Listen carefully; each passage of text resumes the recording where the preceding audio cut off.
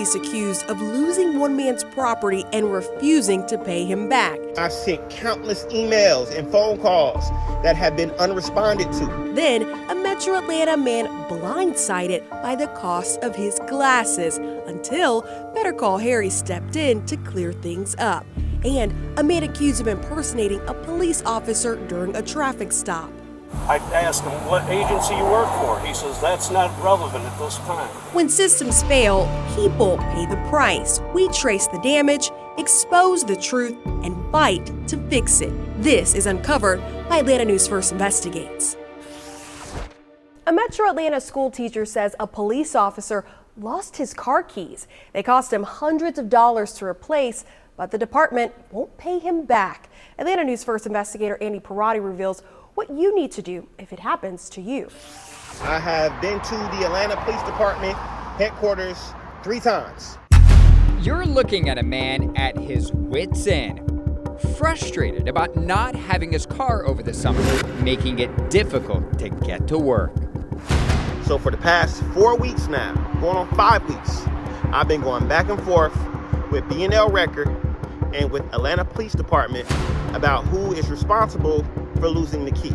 I was working a summer job, a summer science camp, and I was really excited about it. It gave me a lot of anxiety about my professional relationship and reputation. I just need some help. I need some help. I don't know where else to turn. After he sent this video to Atlanta News First Investigates, we got to work. But first, let's tell you how this all got started. Go ahead, step out for me. Yeah. In June, Go ahead, step out. I'm being arrested. Yes, sir. Atlanta police arrested Taj Jackson for driving with a suspended license and for being inside a city park after hours. About 5 days later, he went here to B&L Record Service in Impound to retrieve his car. When he arrived, his vehicle was there, but he couldn't take it home. Why? Because no one could find his key. The cost to replace it, about $250. Money he just didn't have at the time. I'm a teacher, and I don't make a lot of money already, but over the summer, I was transitioning from counties, so I wasn't paid over the summer. I was working a summer job, and I wasn't paid a lot. This is what he told us in August. How much money do you have in your bank account right now? I have $32 to my name, and most of that is because I've been catching Ubers back and forth to work, and it's been about $35 a day since June 16th. And it's almost like I'm paying to go to work, and I'm passionate about the job. I love the job. Taj says he called and emailed the Atlanta Police Department about his lost key, but wasn't getting any help. He even tracked down the officer who arrested him, Officer Willie Williams. You insisting that you don't have it, right? It's on body cam of me giving the toe slip and the key, and you can't change that. So we checked the body camera video. Watch closely. Officer Williams took Taj's key off the key ring and then placed it on top of his vehicle. You can see him give the toe slip to another officer, but not the key. Officer Williams then leaves the scene and never returns. 34 minutes later, the tow truck arrived. I think he left him in the car. That second officer briefly checked inside Taj's SUV for the key. It's not in the ignition.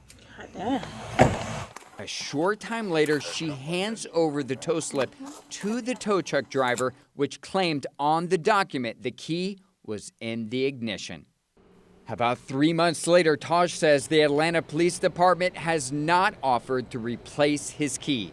While the city and the Record Service never responded to Atlanta News First Investigates about Taj's complaint, city records show nearly 150 claims filed against the police department since 2022 for lost or damaged property, totaling more than $3.3 million.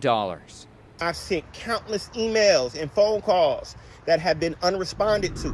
Taj knows his key is likely low on the city's priority list. So embarrassing. I'm sorry. But he took responsibility for his actions the night he was arrested.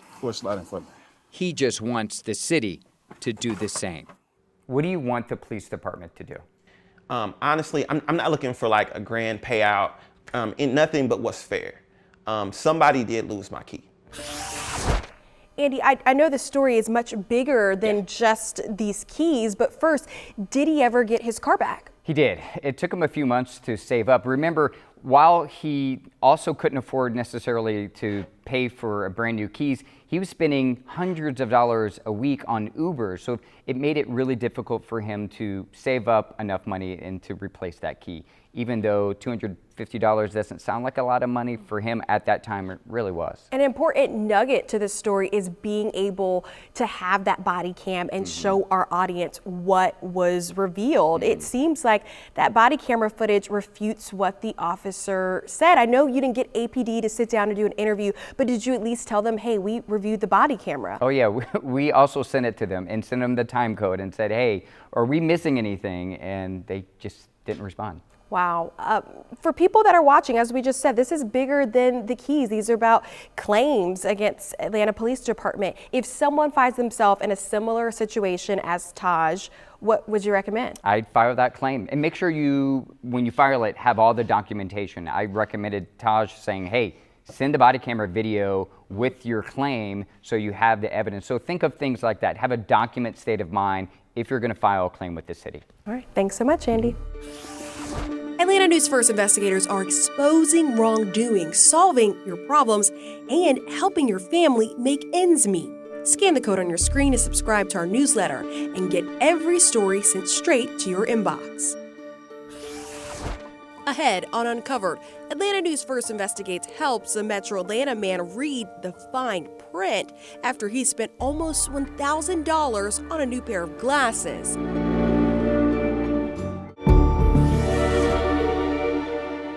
An eye-popping bill for a pair of glasses. An 86-year-old Roswell man tried to cancel his order after the lenses alone were almost $1,000. But when the store cited its no refunds policy, he asked Atlanta News First consumer investigator Better Call Harry for help.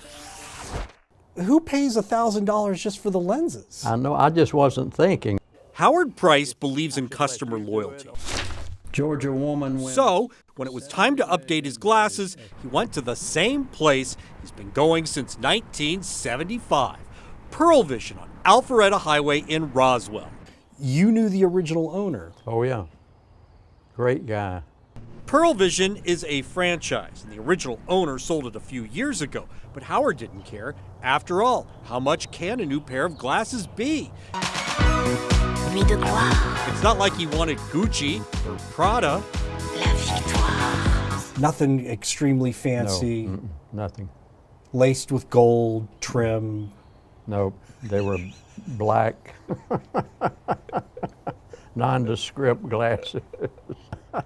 Howard reused his frames. However, the store manager sold him progressive lenses that were over $1,000. They gave him a 20% discount, but that's still $823. And his wife, Ruth, wasn't happy. I said, that's way too much. It's unbelievable that for a pair of glasses. We checked around, and Pearl Vision's price for these progressive lenses is not out of line, and its policy is clear. Unfortunately, glasses are made specifically for you. We are not able to offer refunds. But the next day, Howard went back. It was too expensive. Tidal wave of change headed for U.S. economy. Oh, yeah. And he needed to save money following his $93,000 hospital stay at Northside. You know, I didn't get hysterical or really mad at them. I told them I didn't think that was a good policy, that I had been a customer there for 40 years. A regional manager for Pearl Vision's franchise owner, West Point Optical, told us that once an order is submitted to its outsourced lab, the work begins immediately and cannot be reversed. She said it's like custom ordering a luxury car. But once we explained the circumstances, corporate reversed its decision and offered Howard the lenses and a full refund. Well, how do you feel about that? I feel ecstatic because I need the money to pay some hospital bills. Man, Harry, this was an interesting story. Quite an expensive pair of glasses. The big question here, though, if the lab has not processed that order, does the customer have the right to cancel? That's a really good question. And the answer is it's up to whatever policy that they have. In this case, a manager said that from the second the order is placed, they start working on that order. And my response was, you mean when he placed the order, you guys like it immediately just start, and it turns out they hadn't started working on the order. So, I think should you have the right? I think as a consumer, of course, you should have the right to. If they haven't started making the glasses yet, you do have the right to say to the business, hey, if you haven't started making these, I've thought about it. I don't want to spend this kind of money. Let's cancel the order. Now, if you sign something in writing that, once we start working on this, it's non-refundable, or if it says non-refundable from the very beginning on a piece of paper, then that's what you sign. And as you're pointing out here, the business also has that right to put certain things in fine print. So this also seems to be a case of reading that fine print, Harry. I know, and we always say read the fine print, and we never do. I mean, I know, I don't often. How many of us are guilty of just scrolling through to hit agree on your phone? But here, I think this case was different because here's a man who'd been going to the same place for so many years. And, it changed ownership, and yet he goes back and he's expecting the same service, but it's a new owner and with new policies. And you know what? It's a case by case basis, and they did the right thing in the end.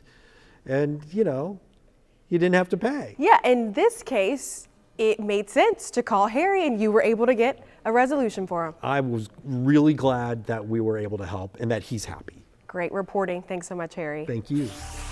Atlanta News First Investigates cares about your community and the issues impacting your neighborhood. Scan the code on your screen to share a story you think we should investigate. If it's one we can help you with, we'll reach out to you. From checking out the furnace before turning on the heat to cleaning out all of the leaves from the gutters, there are a few things you should keep in mind before hiring someone to help. Here's what to look for from contractors such as HVAC technicians. First, check online reviews on websites such as Google and the BBB, but don't believe everything you read. Look for any common or recurring topics in negative reviews. Always ask to see their license and verify it with the issuing authority if you have any doubts. Ensure the company and technicians are bonded and insured. This protects you in case of any accidents, damages to your property, or incomplete work. And here's what to do before signing a contract. Recognize high-pressure sales tactics. Be wary of anyone insisting you sign a contract on the spot. A reputable technician should provide a clear and detailed estimate before starting any work. Always get everything in writing, including the scope of work, costs, timeline of completion, and warranty information. And never pay the full price up front. You can pay a deposit or part, and then the rest when the work is complete. You can also look for certain certifications that qualify that contractor to do the specific job. We have more details on that on our website right now, atlantanewsfirst.com. I'm Anastasia Olmos. Atlanta News First investigates. Phony police officers trying to enforce the law. I asked him what agency you work for. He says that's not relevant at this time. Ahead on Uncovered, one man's encounter with an imposter.